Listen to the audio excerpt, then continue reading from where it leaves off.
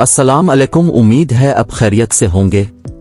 आज की वीडियो में हम 10 मशहूर अदाकार के बारे में जानेंगे। तो शुरू करते हैं। Dwayne Johnson. ड्वेन जॉनसन एक पहलवान और अदाकार है। इसके स्टेज का नाम दी रॉक मशहूर है। 1990 की दहाई के आखिर और 2000 की दहाई के आगाज तक वो WWE का एक मरूफ स्टार था। वो इस वक्त हॉलीवुड में सबसे ज्यादा मुआवजा लेने वाले अदाकारों में शामिल हैं और 10 बार वर्ल्ड चैंपियनशिप जीत चुके हैं। WWE चैंपियन के तौर पर अपनी 8 फतूहात के अलावा उसने WCW भी जीता। वर्ल्ड हैवीवेट चैंपियनशिप 2 बार। वो दरहकीकत WWE में एक नुमाया शख्सियत हैं। उन्होंने CM पिंक पर फतह हासिल करके अपना नवा टाइटल हासिल किया। इसके अलावा वो जदीद दौर में एक सरकर्दा एक्शन परफॉर्मर है। 2 मई 1972 को अता और रॉकी जॉनसन ने एक लड़के को दुनिया में खुश आमदीद कहा।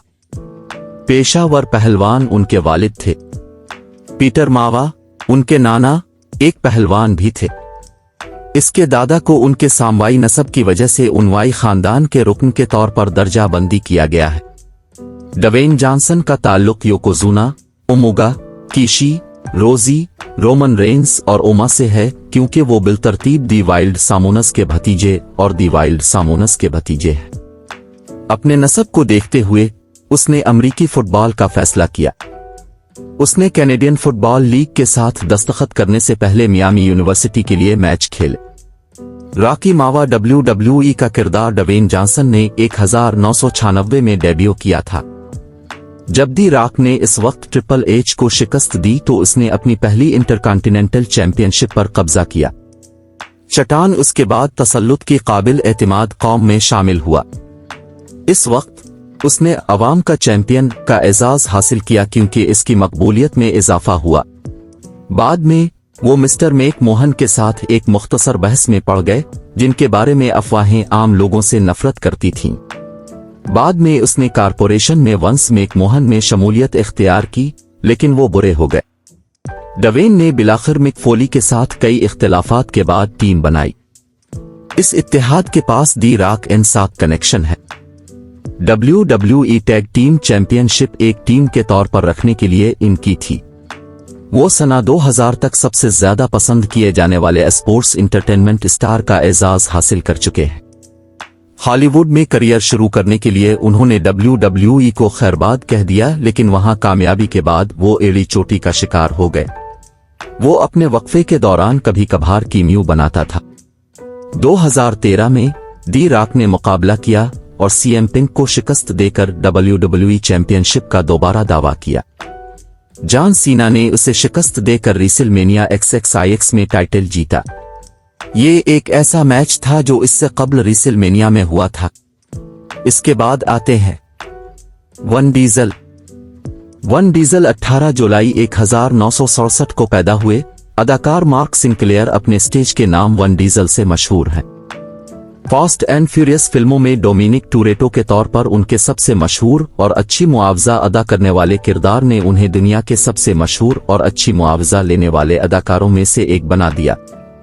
डीजल ने 1990 की दहाई के आगाज में मुलाजमत के इंटरव्यूज के लिए जाना शुरू कर दिया था, लेकिन इसे हासिल करने में दुश्वारी का सामना करना पड़ा। इसके नतीजे में उन्होंने अपनी कम बजट वाली फिल्म बनाने का फैसला किया। इसके फौरन बाद उसने अदाकारी के अलावा 1995 की मुख्तसर फिल्म मल्टीफिशल लिखी, प्रोड्यूस की और हिदायतकारी की। डीजल का पहला feature length project esterase from 1997 उसने लिखा, तैयार किया और डायरेक्ट किया। डायरेक्टर स्टीवन स्पीलबर्ग ने मल्टीफिशल फिल्म में परफॉर्म करने के बाद अदाकार वन डीजल को 1998 की जंग की फिल्म सेविंग प्राइवेट रियान में एक छोटे किरदार के लिए भर्ती किया। उन्होंने डिज्नी की एनिमेटेड फिल्मों रेल्फ ब्रेक्स द इंटरनेट और आई एम ग्रोट में भी ग्रूट का किरदार अदा किया। डीजल दीगर अनवा में माली तौर पर कामयाब रहा है, जैसे कॉमेडीज जैसे द पैसिफायर और फाइंड मी गिल्टी। डीजल आने वाली अवतार फिल्मों में अदाकारी करेंगे और मुस्तकबिल में आने वाली सुपर हीरो फिल्म के मुआफिकत में बिल्ड शॉट खेलेंगे। इसके बाद आते हैं Johnny Depp. John Christopher deep अपने स्टेज नाम जॉनी डीप के नाम से मशहूर हैं। एक अमरीकी अदाकार और मौसीकार थे जो अपनी वसी और सनकी फिल्मी तरजीहात के लिए मशहूर थे। वो 9 जून 1963 को केंटकी के ओवेंसबरो में बनी थी। The pirates of the Caribbean फिल्मों में, जहां उन्होंने कैप्टन जैक स्पैरो का किरदार अदा किया था, शायद वो जगह थी जहां उन्हें सबसे ज्यादा मकबूलियत मिली। डीप ने अपने म्यूजिक करियर पर तवज्जो मरकूज करने के लिए जब वो 16 साल का था तो हाई स्कूल छोड़ दिया। उसने अपने बचपन का बेशतर हिस्सा फ्लोरिडा में गुजारा, इससे पहले कि वो अपने बैंड किड्स के साथ लॉस एंजलिस जाने से पहले। डीप ने मेकअप आर्टिस्ट लोरी एन एलिसन से 1983 में शादी की क्योंकि जानी को अपने म्यूजिक करियर में मुश्किलात का सामना था। जब एलिसन ने अदाकार निकोलस केज से हिदायतकार वेस क्रेवन के साथ उनके लिए एक ऑडिशन तरतीब देने के लिए राब्ता किया, डीप ने अपनी अदाकारी का आगाज film A nightmare on Elm street में एक नौजवान के तौर पर किया जिसे अपने ही बिस्तर से खा जाता है, 1984। उसने अगले साल में एलिसन को तलाक दे दी। इसके बाद आते हैं Robert Downey Junior. Robert John Downey Junior की तारीख पैदाइश 4 अप्रैल 1965 है। वो एक अदाकार और प्रोड्यूसर के तौर पर मशहूर है। मादा के इस्तेमाल में मुश्किलात के बावजूद इसकी कामयाबी मुसलसल रही है। फोर्ब्स मैगजीन के मुताबिक वो 2013 से 2015 तक हॉलीवुड के सबसे ज्यादा मुआवजा लेने वाले अदाकार थे। 1992 में वो बेहतरीन अदाकार के एकेडमी अवार्ड के लिए नामजद हुए और चार्ली चैपलिन फिल्म में टाइटल कैरेक्टर के तौर पर उनकी अदाकारी के लिए बाफ्टा हासिल किया। उनकी सालगिरह का एतराफ करना एक एजाज की बात है। वो टोनी स्टार्क / आयरन मैन के किरदार के लिए मशहूर हैं। दर हकीकत वो मार्वल सिनेमाटिक यूनिवर्स की 10 फिल्मों में ये किरदार अदा कर रहे हैं। रॉबर्ट डाउनी जूनियर एक अदाकार और हिदायतकार और एलसीएन एक अदाकारा जिसने डाउनी जूनियर में किरदार अदा किए थे। फिल्मों ने 4 अप्रैल 1965 को न्यूयॉर्क शहर के मैनहट्टन में उनका खैर मकदम किया। सिर्फ इसके और उसकी बड़ी बहन एलिसन का खानदानी यूनिट था। वो ग्रीनविच गांव में पले बड़े। इसके वालिद ने इसे मनशियात से मुतारफ कराया जब वो एक छोटा बच्चा था कि उन दोनों को जोड़ने के तरीकाकार के तौर पर वो एक साथ मिलकर बहुत ज्यादा चर्स खाते थे, जिसका बाद में उसके वालिद ने एतराफ किया कि उन्हें इस पर अफसोस है। ये डावनी जूनियर की मादा और मनशियात के इस्तेमाल के साथ तवील जिदोजहद का आगाज था जिस पर उसने बाद में फतह हासिल की। इसके बाद आते हैं Leonardo D Caprio.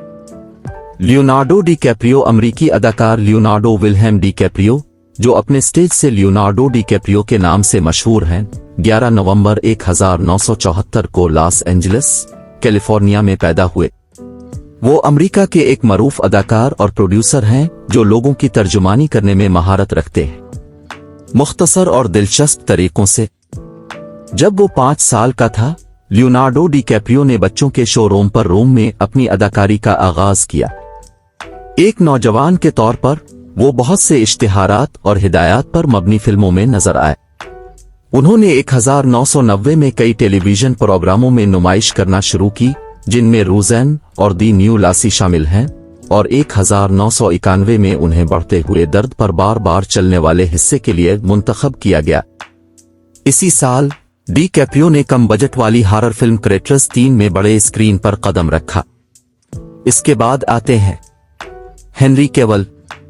Henry Cavill एक बरतानवी अदाकार जिसका नाम हेनरी विलियम डगलस कैविल है। वो डीसी से सुपरमैन के किरदारों के लिए मशहूर है। नेटफ्लिक्स फैंटासी सीरीज द विचर से तौसीशुदा कायनात और Geralt of Rivia, the Count of Monte Cristo और I capture the castle feature फिल्मी वर्जन ने कैविल को अपनी पहली अदाकारी की नौकरी दी। बाद में उन्होंने कई टीवी में मुख्तसर किरदार अदा किया। शूज बशमूल शो टाइम पर दी टीवुड्रस, ITV पर मुडसुमर मर्डर्स और BBC पर दी इंस्पेक्टर लीनली असरार। इसके बाद से वो हॉलीवुड के मुताद्दिद अहम प्रोजेक्ट्स में रहा है, जैसे Tristan and Isolde, Stardust, blood creek और अमरटिल्स। DC में तौसी यूनिवर्स सुपर हीरो फिल्में मैन ऑफ स्टील, बैटमैन बमुकाबला सुपरमैन, डॉन ऑफ जस्टिस और जस्टिस लीग। कैविल को नाकदीन ने सुपरमैन की तस्वीर कशी के लिए सराहा था। द मैन फ्रॉम और मिशन नामुमकिन फॉल आउट ने उन्हें एक्शन स्पाई फिल्मों में एक सरकर्दा आदमी के तौर पर पेश किया। इसके बाद आते हैं Chris Hemsworth. Chris Hemsworth Hollywood के सबसे ज्यादा पहचाने जाने वाले और कामयाब अदाकारों में से एक हैं और एक बारहमासी पसंदीदा है। उसने मुख्तलिफ प्रोजेक्ट्स पर काम करके अपना ब्रांड तैयार किया, जिसके लिए इसने अपने नाक़दीन और मद्दाहों से तारीफें हासिल कीं। हेम्सवर्थ एक ऑस्ट्रेलवी अदाकार 11 अगस्त 1983 को पैदा हुए। वो अपने हॉलीवुड करियर शुरू करने से पहले ऑस्ट्रेलवी drama series Home and Away में कम हाइड के किरदार से मशहूर हुए। मार्वल सिनेमाटिक यूनिवर्स में थोर के तौर पर हेम्सवर्थ का किरदार वो है जिसके लिए वो सबसे ज्यादा मशहूर है। मजीद बरा 2021 में दुनिया में सबसे ज्यादा मुआवजा लेने वाले अदाकारों की फहरिस्त में हेम्सवर्थ भी शामिल हैं। अगले साल इसे दी सैडल क्लब के एक एपिसोड में दिखाया गया था। हेम्सवर्थ को 2004 में ऑस्ट्रेलवी television drama Home and Away में रूबी हंटर की अदाकारी के लिए ट्रायल किया गया था। काम न मिलने के बावजूद बाद में उन्हें कम हाइट का किरदार अदा करने के लिए कहा गया। उन्हें 2003 में दी सैडल क्लब में अपनी अदाकारी से शोहरत मिली। इसके बाद आते हैं Chris Evans. Chris Robert Evans एक अमरीकी अदाकार 13 जून 1981 को बोस्टन, मैसाचुसेट्स में पैदा हुए। उसका पूरा नाम क्रिस्टोफर रॉबर्ट एवंस है। वो सुपर हीरो फिल्मों में अपने करिश्माती किरदारों के लिए सबसे ज्यादा पहचाने जाते हैं, लेकिन उन्होंने अपनी अहम ड्रामाई और मिजाहिया परफॉर्मेंस के लिए भी पजीराई हासिल की। एवंस की परवरिश सिडबरी, मैसाचुसेट्स में हुई, जहां उसके वालिदैन दोनों मकामी बच्चों के थिएटर में नुमायां थे। डेंटिस्ट उसके वालिद थे। एक छोटे बच्चे के तौर पर एवंस ने एक अदाकारी कैंप में शिरकत की क्योंकि वो और उसके भाइयों को म्यूजिकल थिएटर से मोहब्बत थी। उसने हाई स्कूल के अपने सीनियर साल शुरू करने से पहले न्यूयॉर्क शहर में एक कास्टिंग कंपनी में समर इंटर्नशिप मुकम्मल की। 1999 में अपनी डिग्री हासिल करने के बाद उन्हें छोटी नजर आने वाली खानदानी तस्वीर दी निविकमर्स और कलील अलमुद्दती टेलीविजन कॉमेडी मुखालिफ जिन्स में कास्ट किया गया। मजीद बरा वो बड़ी तादाद में फिल्मों, टीवी में नजर आ चुके हैं। शूज और ऑनलाइन सीरीज से वॉइस ओवर करने का भी तजर्बा है। 2015 में मुमताज अदाकार ने वीडियो गेम लीगो डायमेंशंस के लिए एक वॉइस ओवर फराहम किया। इसके बाद आते हैं ह्यू जैकमैन। ह्यू माइकल अदाकार के नाम से मशहूर ह्यू जैकमैन 12 अक्टूबर 1968 को ऑस्ट्रेलिया में पैदा हुए। उन्होंने इस दौरान मरूफ किरदार वोल्वरिन/लोगन की तस्वीर कशी की बदौलत live action Marvel super hero के तौर पर तवील तरीन कैरियर का गिनीज वर्ल्ड रिकॉर्ड हासिल किया। एक्स-मैन फिल्मों की पूरी दौड़। अपने पूरे करियर के दौरान जैकमैन ने कई फिल्मों में अदाकारी की है जिन्होंने तवज्जो हासिल की है, जैसे कि रोमानवी comedy Kate and Leopold 2001, action horror Van Helsing 2004, drama the prestige 2006, fantasy drama La Fontaine 2006, Rise of the Guardians 2012, thriller Prisoners 2013, Missing Link 2019 और म्यूजिकल में क्या दी ग्रेटेस्ट 2017। इसके बाद आते हैं टॉम क्रूज। थॉमस क्रूज मीपोदर एक अमरीकी अदाकार और प्रोड्यूसर ने स्टेज का नाम टॉम क्रूज अपनाया।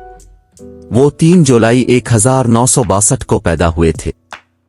थॉमस दुनिया के सबसे ज्यादा मुआवजा लेने वाले अदाकारों में से एक हैं और उन्होंने मुतअद्दिद अवार्ड्स जीते हैं, जिनमें 3 गोल्डन ग्लोब्स, 1 एजाजी पामडी और दीगर एजाजात शामिल हैं। इसके अलावा वो 3 एकेडमी अवार्ड नामजदगी हासिल कर चुके हैं। फिल्मी तारीख में सबसे ज्यादा मुआवजा लेने वाले अदाकारों में से एक होने के नाते उसने अपनी फिल्मों से शुमाली अमेरिका में $4 बिलियन से ज्यादा और दुनिया भर में $11.1 बिलियन से ज्यादा कमाए हैं। क्रूज को कॉमेडीज रिस्की बिजनेस और टॉप गन में नुमायां हिस्से मिले जब इसने पहली बार 1980 की दहाई में अदाकारी शुरू की। Burn on the 4th of July, the colour of money और रेन मैन ड्रामों में अपने किरदारों के लिए उन्हें जायजा निगारों की जानिब से पजीराई मिली। इसे बाद में रोन कोविक की तस्वीर कशी के लिए एकेडमी अवार्ड और गोल्डन ग्लोब के लिए नामजद किया गया था। मजीद बरा, वो 1990 की दहाई में हॉलीवुड के एक मशहूर अदाकार थे जो माली तौर पर कई कामयाब फिल्मों में नजर आए, जैसे drama a few good man 1992, the firm 1993। उन्होंने अपना दूसरा एकेडमी अवार्ड नामजदगी हासिल किया और बाद के लिए बेहतरीन अदाकार का गोल्डन ग्लोब अवार्ड। उम्मीद है आपको ये वीडियो पसंद आएगी। मजीद वीडियोस के लिए मेरा चैनल सब्सक्राइब करें।